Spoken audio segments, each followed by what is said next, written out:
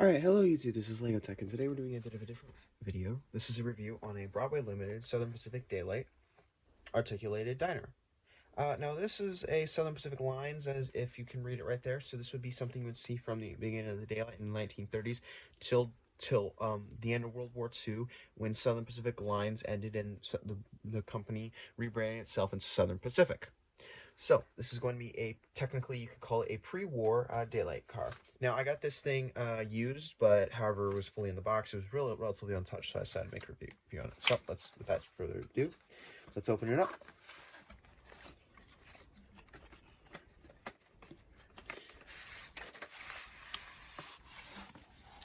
Okay, so we got some paperwork here, which we'll take a look at first. That's that.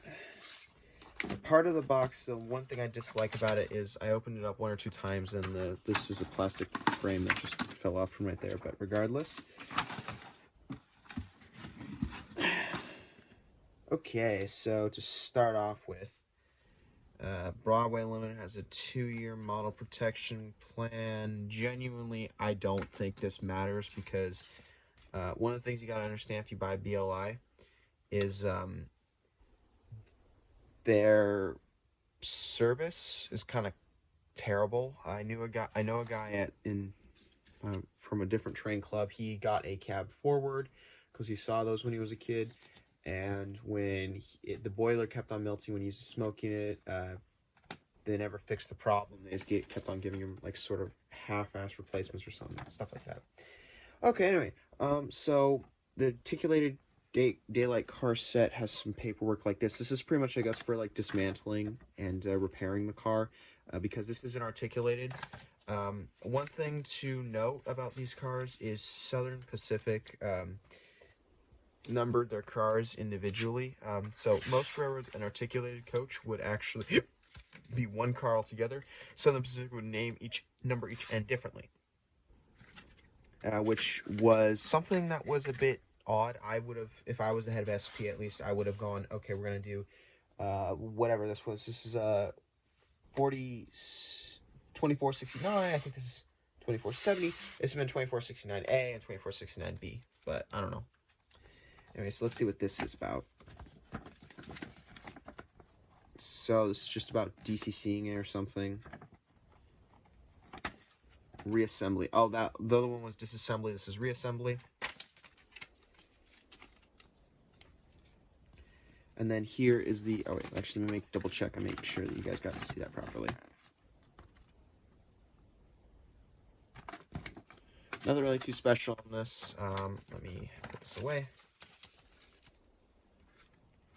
And lastly is an exploded parts diagram of the unit.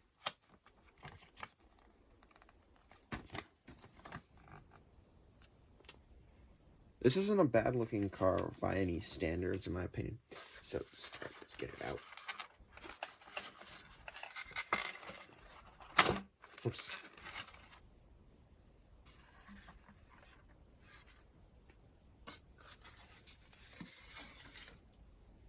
So to start out with, this thing right off the bat looks really nice. This is a diner and whatnot, and let me get this on the tracks right here. And a nice thing about this thing is I think it does have a light, so it I know it has a light, so if I turn on my tracks power,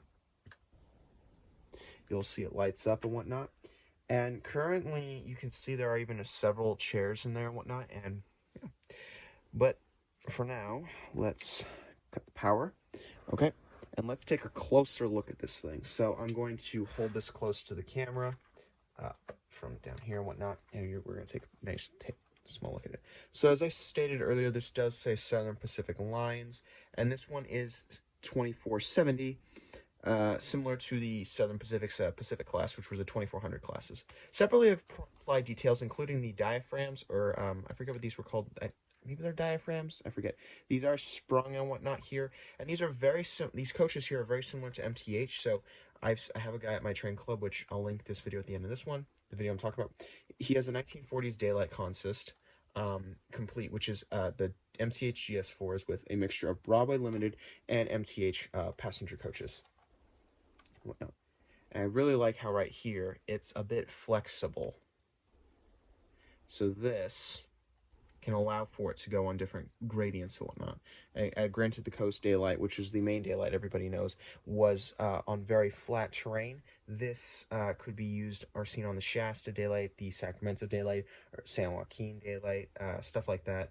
And not all track there was properly even. So yeah, this allows for proper modeling tips.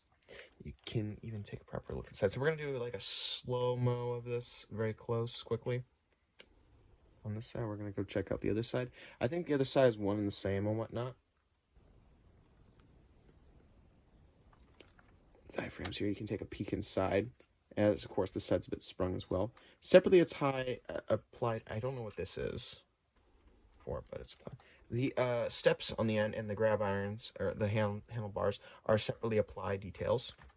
And one of the things I want to point out here is the couplers on this.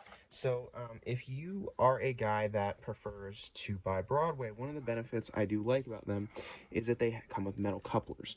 Unlike Athearn, which comes with McHenry couplers, and those couplers are plastic and small, or Walther's Trailite even. Pardon me. And those cars, with those, even Bachmann, those plastic couplers are not something that can hold the most weight. If you're going to pull a very long train, those couplers will snap, or they're just too small, and they're just not very good. These metal couplers are very nice, very realistic, and they're not exactly KVs, but they're, in my opinion, close enough. This side is pretty much the same, but I will point out a detail over here. This is the luggage loading doors right here, which I will give you a closer up of. So essentially, SP, whenever you would stop at any station, you would have your luggage be loaded, and they would have this little like sliding door open up here, roll-up door, and you would be able to put your luggage in there by the conductor or any employees that would help you get your luggage loaded. Same thing with separately applied details, diaphragms, and everything. And you can take a proper look at the Kadee couplers. You can even see a coupler cut bar right there.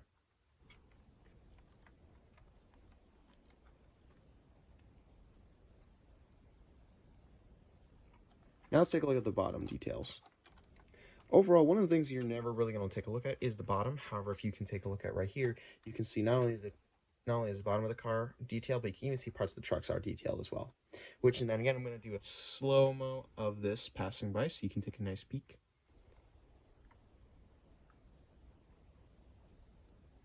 Yeah, pretty good. And lastly, we're going to do a slow-mo of the roof. Nothing really too special here.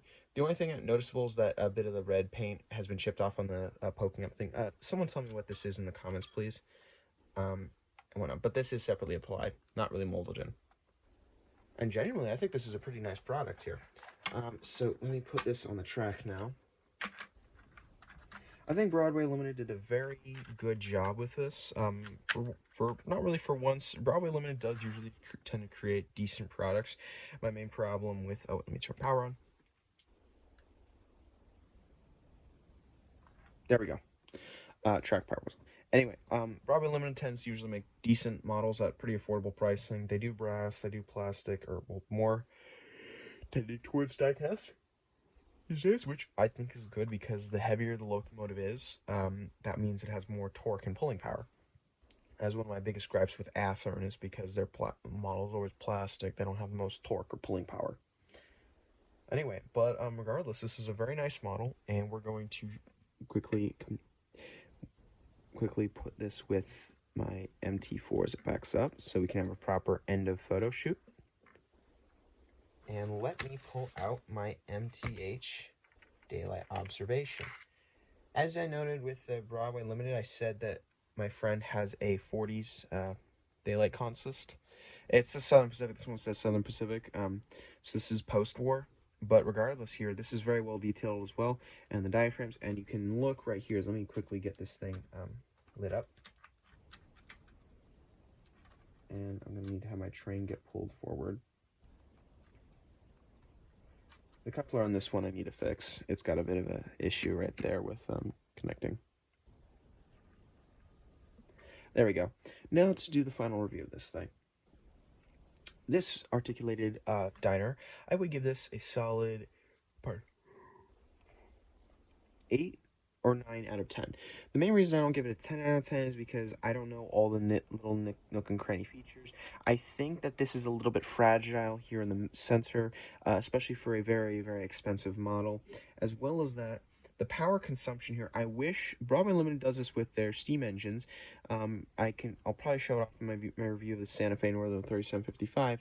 But if you have their smoke generator, there's a switch underneath the cab usually, or underneath the locomotive. You can flick on and off to have the locomotive's smoke generator turn on and off. And I didn't see that on this. At least maybe I didn't. Maybe I missed over. If I did, that's my bad. So I would like to be able to turn the lights off on this, and there's a good reason for that. This thing can short out the layout. At my train club, when I was testing this yesterday, actually I didn't get any footage of this running, which I should have, but I'll do that if my next video running session. I have a 40s daylight, which will be running, or passenger train. But regardless, this thing, when it's coming out of the setup yard, it will short the layout. And my friend's daylight consist, sadly, when he's in the setup yard, his whole train, a mixture of BLI and MTH cars, is a 15-foot train in HO scale. That thing shorts out the entire layout. It is not good. I'd like the ability to turn the power off onto these so it doesn't short stuff out. Regardless of that, detail-wise, I say this is pretty good. Really nothing to complain about. Sorry.